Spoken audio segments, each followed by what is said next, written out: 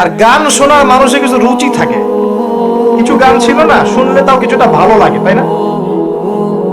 এমন কেউ নাই যে গান কানে যায় নাই, আছে না? এমন কোন মানুষ নাই যে গান আসলে কখনো কানে যায় নাই। কানে যাবেই সবারই, কারণ সবাই তো ওপেনলি শোনে। কিছু কিছু গানের অ্যাটলিস্ট কিছু মান আছে, মানে শুনলে মনে যায় ঠিক আছে গান হচ্ছে, যদিও ওটা হারাম। এখন যেগুলো প্লে হয় দেখবেন এমন কিছু মিউজিক, এমন কিছু ধুমধারাক্কা, গানের কোনো জাতি না। শয়তান যে নাচছে ওর পাশে কোনো কোনো কোনো কি বলবো, আসলে কোনো সন্দেহ নাই ওর পাশে শয়তান নাচছে। এমন এমন সাউন্ড, আর যদি যা বলেন ভাই সাউন্ডটা একটু কমায় দেন, পাশে আলেম আছে বা মসজিদ আছে বা নামাজ হচ্ছে, আরো জোরে দিবে সাউন্ড। এদেরকে সামাজিক ভাবে প্রতিহত করা দরকার। এদের বিরক্তি এত বেড়ে গেছে, মাঝে মাঝে এমন কিছু দিবস আছে, দিবসগুলো গানের যারা রাত্রে ঘুম হয় না। মুমিন বান্দা এশার নামাজ পড়ে ঘুমিয়ে যাবে, শেষ রাত্রে উঠবে, ও সারা রাত ঘুমই হবে না এই গানের জ্বালায়। বিয়ে হবে দেখবেন ধুম ধারাক্কা গান লাগিয়ে দিয়েছে। একদম একটা ফ্ল্যাটের মধ্যে 10টা পরিবার আছে, ওর কোনো খেয়ালই নাই, ও একাই পরিবার। ছাদের উপর যাবে, ধুম ধারাক্কা গান বাজাবে, মাশাআল্লাহ এই বরকত নিয়ে জীবন শুরু করছে। এই অভিশাপ নিয়ে জীবন শুরু করলে বৈবাহিক জীবন সুখী হবে? শয়তানের আনুগত্য দিয়ে জীবন শুরু করেছে দেখবেন। আমাদের এমন সময় অনেক কিছু কনসার্ট হয় দেখবেন, স্টেজে এমন ভাবে নাচানাচি করে মনে শুয়োর আর বারণ নাচছে। হ্যাঁ, হাদিসে এই শব্দ এসেছে, আমার উপর রাগ করবেন না। নবী সাল্লাল্লাহু আলাইহি ওয়াসাল্লাম বলেছেন, যারা এই উম্মতের মধ্যে মাদককে হালাল করে নিবে, বাদ্যযন্ত্রকে হালাল করে নিবে, এবং যারা নর্তকী নাচাবে এবং মিউজিক্যাল ইনস্ট্রুমেন্টের সাথে এদের গভীর সম্পর্ক থাকবে, একদিন সকালে আল্লাহ পাক এদেরকে বানর আর শুয়োর বানিয়ে দিবে। একদম টাটকা হাদিস, আখিরুজ্জামানের হাদিস পড়ে দেখেন আলেম ওলামাকে জিজ্ঞাসা করেন, হাদিসটা না থাকলে আমার নাম বদলায় ফেলাম। এই হাদিসও আছে। এটা কি ফিজিক্যালি হবে? আমার কাছে মনে হয় না ফিজিক্যালি হবে। আল্লাহু আ'লাম, আল্লাহ ভালো জানেন।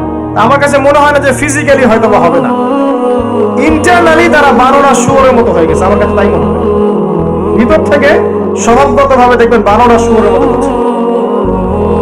তো কি করবেন? এখানে ঈমান নিয়ে আপনি চলবেন কি? নূর কি জিনিস বোঝাতে গিয়ে আপনাকে এই কথাগুলো বললাম।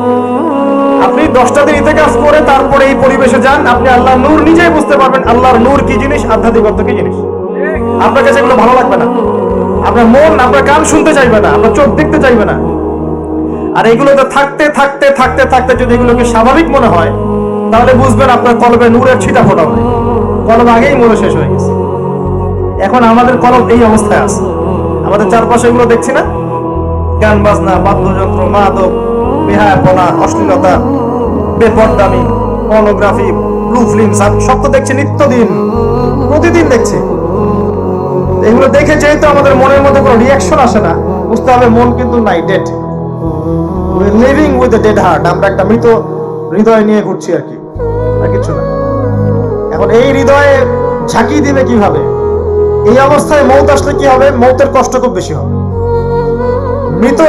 মৃত কলব অবস্থায় যদি মৌত চলে আসে, তাহলে মৃত্যুর যন্ত্রণাটা খুবই কঠিন হবে। কত কঠিন হবে আমি একটা হাদিস দিয়ে বোঝাচ্ছি। আমি এই হাদিসের নাম্বার এখন বলতে পারছি না, অনেকদিন আগে হাদিসটা পড়েছি, বাট আমি হাদিসটা পড়েছি। এবং যদি কেউ দলিল চান আমি আপনাকে প্রাইভেটলি দিতে পারবো ইনশাআল্লাহ। কোন একজন নবী আল্লাহকে বলেছিলেন যে আমি বারজাখের মানুষের সাথে যোগাযোগ করতে চাই। কেমন আছে বারজাখের, বারজাখ পর্যন্ত পরকালে বারজাখের মানুষ কিরকম আযাব, কিরকম শাস্তি ভোগ করছে, আল্লাহ আমি একটু দেখতে চাই। একজন ব্যক্তি, মেবি উনি মুসা আলাইহিস সালামের যুগের বা ঈসা আলাইহিস সালামের যুগের, আমার ঠিক মনে পড়ছে না, এর দুজনে একজন হতে পারেন। আল্লাহ পাক দেখালেন একজনকে যে এই যে এই ব্যক্তি খুবই রুগ্ন, ক্লান্ত, মানে দেখে মনে হচ্ছে তিনি খুবই পেরেশানির মধ্যে আছে। তাকে নবী জিজ্ঞাসা করছেন, একজন নবী জিজ্ঞাসা করছেন, তুমি কি অবস্থা আছো, কেমন আছো? সে বলছে যে আমার মৌত হয়েছে আজকে থেকে 1000 বছর আগে। আমার মৌত হয়েছে আজকে থেকে 1000 বছর আগে, এখন পর্যন্ত মৌতের যন্ত্রণা আমার যায় নাই। কথা কি বুঝতে পারলেন ভাই? যার কলব যত মৃত, রূহ কবজ করার সময় তত শাস্তি হবে, তত বেশি কষ্ট হবে। যার কলব যত পবিত্র, রূহটা অত সুন্দর করে আস্তে করে বের হয়ে চলে আসবে ইনশাআল্লাহ। যেমন কলসি থেকে পানি ঢাললে যেমন হয়, এভাবে রূহটা বের হয়ে চলে আসবে। কলব পরিষ্কার না থাকলে না হবে। এগুলো আধ্যাত্মিক মারেফতির কথা নয়, কিন্তু বিষয়টা এই যে আমরা অনেকে আবার এগুলোকে বানিয়ে দিয়েছি পীর মুর্দি, তাই না? নেগলেক্ট করি যেগুলো পীর মুর্দি বয়ান করবেন, পীর মুর্দি বলে বিষয়টা না, বিষয়টা হচ্ছে আত্মশুদ্ধি। আর একজন পীর যদি একজন মানুষকে আত্মশুদ্ধির পথে নিয়ে যেতে পারেন, বিষয়টা কখনো খারাপ করে দেখার কিছু নাই। একজন মানুষ যদি আরেকজন মানুষকে আত্মশুদ্ধির পথে নিয়ে যেতে পারেন, এটাকে খারাপ করে দেখার কিছু নাই। হ্যাঁ, এগুলোর নামে আমরা অনেক কিছু তৈরি করেছি যেগুলোর হয়তো অস্তিত্ব নাই। এটার নামে আমরা অনেক কিছু তৈরি করেছি, নিজেরা বানিয়ে নিয়েছি, এগুলো হয়তো আপনি বলতে পারেন যে হ্যাঁ এগুলো সুন্নাহসম্মত হচ্ছে না ইত্যাদি, কিন্তু আত্মশুদ্ধির এই প্রক্রিয়াটাকে আপনি ডিসকারেজ করতে পারেন না। আর আত্মশুদ্ধি আল্লাহওয়ালা মানুষের কাছে না আসলে হবে না। আত্মশুদ্ধির এই বিষয়গুলো এই কিছু কাজ করা এবং কিছু কাজ বর্জনের সাথে জড়িত আছে। আবারও বলছি, এই বিষয়গুলোতে জড়িত থাকলে আপনি আত্মশুদ্ধি পাবেন না। যেমন মাদক, পর্নোগ্রাফি, হারাম মেয়ের সাথে জেনার সম্পর্ক, হারাম বান্ধবী, হারাম অ্যাফেয়ার্স, সুদের সাথে সম্পৃক্ত থাকলে, মনে রিয়া থাকলে, অহংকার থাকলে, গীবত তহমত করলে, এই ধরনের কাজ, বেপরদামি বেহায়াপনার মতো থাকলে, মিউজিকের সাথে থাকলে, জুয়ার সাথে থাকলে, বা এই দুনিয়ার জীবনটাকে খেলতামাশার মতো গ্রহণ করেছেন, আল্লাহর হুকুম আহকামে পরোয়া করছেন না, আজকের দিনটা এনজয় করে নিন, কালকের কি পাতা, এমন আকীদা আদর্শে যারা বিশ্বাসী, এদের মনের মধ্যে আত্মশুদ্ধি আসবে না। আল্লাহ পাক আমাদের সবার কলবগুলোকে পরিষ্কার করুন, পরিপূর্ণরূপে আত্মশুদ্ধি অর্জন করার তৌফিক দান করুন, এবং যে কাজগুলো করলে আল্লাহ পাক আমাদের কলবে আল্লাহ নূর দান করবেন, সেগুলো বেশি বেশি করার তৌফিক আল্লাহ পাক দান করুন, আমিন। একটা এক্সাম্পল দেই, অন্য জায়গায় যাচ্ছে, দেখেন ইবলিস কি কম জ্ঞানী ছিল? সে কি কম ইবাদত করেছে আল্লাহ? ইবাদতের ক্ষেত্রে, জ্ঞানের ক্ষেত্রে সে তো অতুলনীয় হয়ে আছে, প্রচুর ইবাদত করেছে, প্রচুর জ্ঞানী। এই মহাবিশ্ব সম্পর্কেও জ্ঞান আছে না? তার প্রচুর জ্ঞান আছে। কি কারণে সে চিরস্থায়ী জাহান্নামী হলো? একটা আদেশ লঙ্ঘন করেছে, এই তো একটা আদেশ তো আদম আলাইহিস সালামও লঙ্ঘন করেছে। তাকে বলা হয়েছে গাছের কাছে যেও না, আমাদের পিতা ভুল করে গাছের কাছে চলে গেছে। এটাও তো একটা অন্যায়, তাই নয় কি? এটা তো আল্লাহর আদেশকে লঙ্ঘন করা হলো।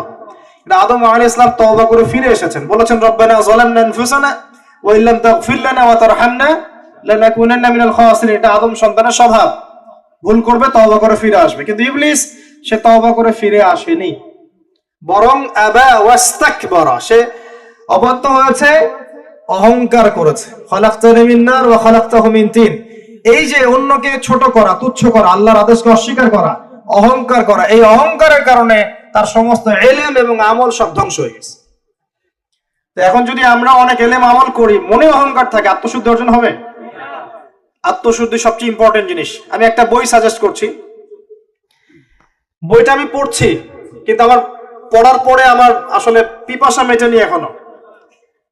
এই টপিকের আরো বেশ কিছু বই আমি সংগ্রহ করার চেষ্টা করছি, ইনশাআল্লাহ তাআলা।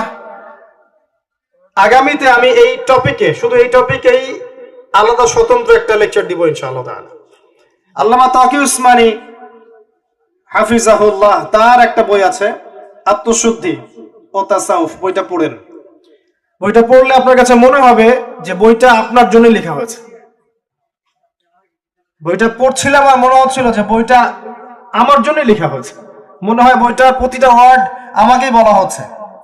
মন দিয়ে পড়েন আর পড়াশোনার অভ্যাস করেন। একদিন লেকচার শুনলেন 1 ঘন্টা 1.5 ঘন্টা, এটা আপনার জীবন পরিবর্তনের জন্য যথেষ্ট নাও হতে পারে। হ্যাঁ, যদি আল্লাহওয়ালা তেমন মানুষ হন হয়তো বা হবে। আমাদের মতো মানুষের লেকচারে 1 ঘন্টা 1.5 ঘন্টা লেকচার শুনে আপনার জীবন পরিবর্তন না হওয়ার সম্ভাবনাই বেশি। কথা